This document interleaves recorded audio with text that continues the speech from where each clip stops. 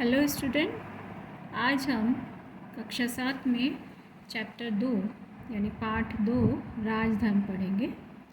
ये एक जातक कथा से संकलित है, यानी जातक कथा जो कहानियों का संग्रह उससे संकलित है। जातक कथाओं में महात्मा बुद्ध के पूर्व जन्म की अनेक घटनाएं कहानी के रूप में वर्णित हैं। उनमें महात्मा बुद्ध को बोधिसत्व के नाम से संबोधित किया गया है। जो महात्मा बुद्ध हुए उनको क्या कहा गया है? बोधिसत्व। और मानव जीवन के उत्थान के लिए धर्म, नीति और उत्तम आचार विचार संबंधी बातें बताई गई है। यानी जो हम मनुष्य हैं अपने जीवन में धर्म को, नीति को और अच्छे आचरण को जब हम उनका निर्वाह करेंगे तभी हमारा जीवन सफल होगा। तो ऐसी बहुत सी कहानियाँ हैं जो इन सब विषयों पर आधारित है। आज हम राजधर्म पढ़ेंगे जिसमें राजा के कर्तव्यों के विषय में बताया गया है। यदि राजा अच्छे कर्म करता है तो उसकी प्रजा, उसकी प्रकृति, उसके पेड़ पौधे, नदियाँ सभी सही होते हैं, यानी उनका अनुसरण करते हैं। और यदि राजा अधर्मी होता है, अन्यायपूर्ण व्यवहार करता है, तो उसके राज में कोई भी कार्य अच्छा नहीं होता। यानी सब जैसे जो फल सब्जियां हैं वो स्वादहीन हो जाती हैं, प्रजा दुर्व्यवहार करने लगती हैं। तो इसीलिए ये पाठ राजधर्म यानी राजा के धर्म के ऊपर बताया गया है। पढ़ते हैं। प्राचीन काल में वाराणसी में ब्रह्मदत्त नाम का राजा था और वो अपनी धर्मप्रियता और न्यायपूर्ण शासन करने के लिए, यानी सबके साथ वो न्याय करता था, इसके लिए प्रसिद्ध था। उनके शासन काल में एक बोधिसत्व यानी जो बुद्ध थे, एक ब्राह्मण कुल में पैदा हुए थे। उन्होंने वे कुछ बड़े हुए तो अनेक जो हस्तशिल्प यानी जो हाथ से बनाने वाली चीज़ें होती हैं उनका ज्ञान प्राप्त किया, लेकिन उनमें भी उसका मन नहीं लगा। फिर वो ऋषि धर्म को धारण करके हिमालय प्रदेश में चले गए और वहाँ पर कंदमूल यानी जो ज़मीन के अंदर फल उगते हैं उनको खाकर, कंदमूल को खाकर, फलों को खाकर अपना जीवन निर्वाह कर रहे थे। तो ऐसे जीवन निर्वाह करते करते वो तपस्या में लीन हो गए। कौन? बोधिसत्व। और जो ब्रह्मदत्त राजा थे वो बहुत विवेकशील थे, सत्य और असत्य, उचित अनुचित का हमेशा ध्यान रखते थे। वे ऐसे व्यक्ति की खोज में थे कि जो कोई उनके दोष उनको बता दे भाई, यानी उनको सारे लोग तो ऐसे मिलते थे जो उनका गुणों का बखान करते थे, लेकिन उनके जो दोष थे उसको बताने वाला उनको कोई नहीं मिला था। तो एक बार राजा ने सोचा कि मैं पूरे जनपद में घूमूं जिससे कोई व्यक्ति ऐसा मिल जाए जो मुझे मेरे दोषों को बता सके। लेकिन जब वो घूम रहे थे वेश बदल कर, तो वो उनको कोई भी ऐसा व्यक्ति नहीं मिला जो उनके दोष को बता सके। सब उनके गुणों का ही बखान करते थे कि राजा बहुत अच्छा है, न्यायप्रिय है, प्रजा का ध्यान रखता है। तो ये घूमते घूमते हुए कहाँ पहुँचे? हिमालय प्रदेश में। और दुर्गम जंगल यानी जहाँ पर कठिनाई से पहुँचा जा सकता है, ऐसे पर्वत क्षेत्र पर चले गए। फिर वो वहाँ सुरम्य यानी सुंदर जो सुंदर हिमालय प्रदेश था वहाँ पर वो बोधिसत्व के आश्रम में पहुँचे। वहाँ पर जो बोधिसत्व थे, जो बुद्ध थे, महात्मा बुद्ध, उन्होंने उस राजा कौन थे? ब्रह्मदत्त, उनका स्वागत किया।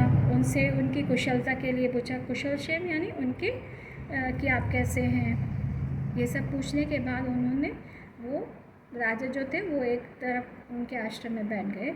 फिर बोधिसत्व जो महात्मा बुद्ध थे उन्होंने उनको पके गोदे, ये फल है, उनको लाकर दिए, जो वो स्वयं भी उसका सेवन करते यानी स्वयं भी खाते थे। और जो गोदे थे वो शक्ति बढ़ाने वाले थे और चीनी के समान मीठे थे। राजा ने उन्होंने कहा कि महाराज महापुण्य, आप इन गोदों को खाओ और उसको खाने के बाद पानी पियो। जो राजा ने वो गोदे खाए थे वो बहुत मीठे और स्वादिष्ट थे। उन्होंने बोधिसत्व से पूछा, भंते यहाँ पर बौद्ध धर्म में एक आदर्श सूचक शब्द है। भंते किसके लिए प्रयुक्त हुआ है? बोधिसत्व के लिए, कि हे भंते, क्या बात है, ये गोदे बहुत मीठे और स्वादिष्ट हैं। तब बोधिसत्व ने उसका उत्तर दिया कि महापुण्य, जैसा राजा राज करता है, यानी धर्म के अनुसार राज करता है, न्यायपूर्वक राज करता है, तो ये गोदे उसी का परिणाम है, इतने मीठे हैं। राजा के अधार्मिक होने पर, और यदि राजा इसके विपरीत आचरण करे, अधार्मिक हो, अन्यायी हो, तो ये सारी चीज़ें, वनस्पति, फल फूल, वो क्या हो जाएंगी? स्वादहीन हो जाएंगे, उनमें कोई भी स्वाद नहीं रहेगा, और सारा राष्ट्र जो होगा वो तेज से रहित हो जाएगा। ओज रहित यानी उसमें कोई भी गुण नहीं रहेगा, सब दूषित हो जाएगा। और लेकिन जब राजा धर्म प्रिय और न्याय प्रिय होता है, तो ये सारी वनस्पति, सारे राष्ट्र शक्तिशाली बन जाता है, जो फल फूल हैं वो मीठे हो जाते हैं, और सभी जगह ओजस्वी यानी तेज ही तेज फैला रहता है।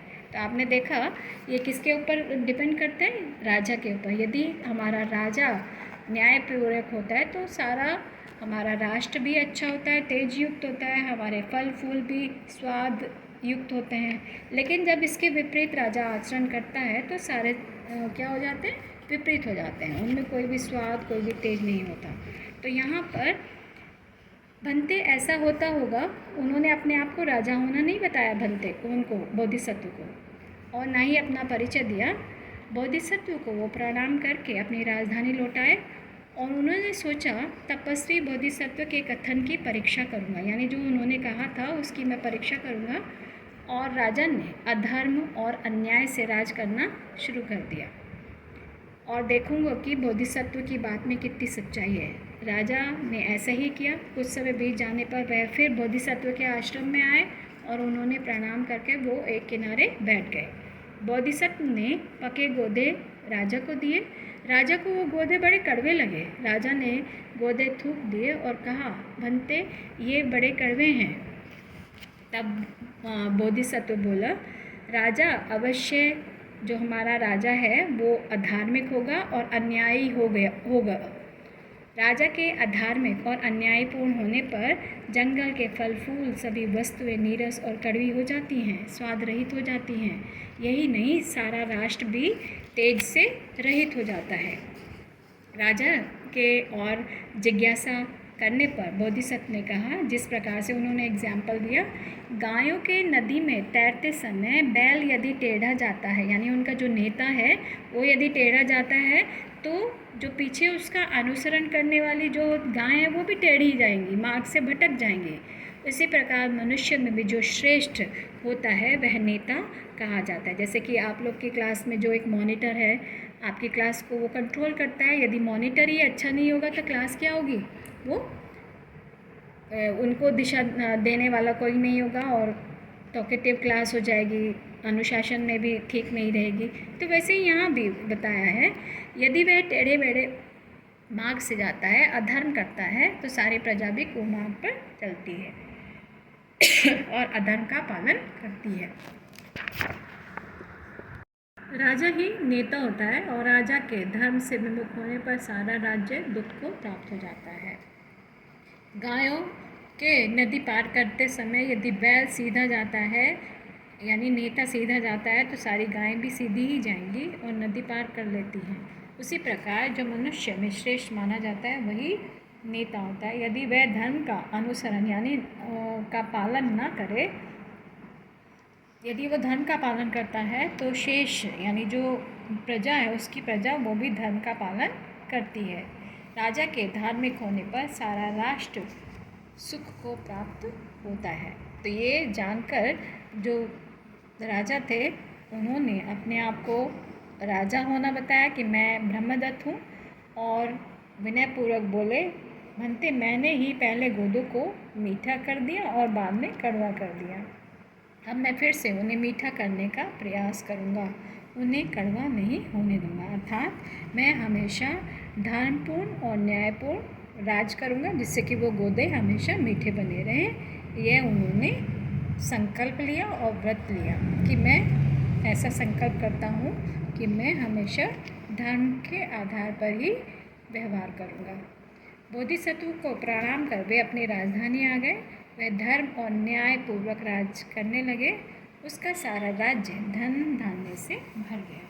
यानी कहने का तात्पर्य जैसे हम आचरण करेंगे वैसा ही प्रभाव हमारी प्रकृति और हमारे बाह्य लोगों पर पड़ता है। तो ठीक उसी प्रकार हमें भी हमेशा धर्म और न्यायपूर्वक आचरण करना चाहिए। हमें इस पाठ से ये शिक्षा मिलती है।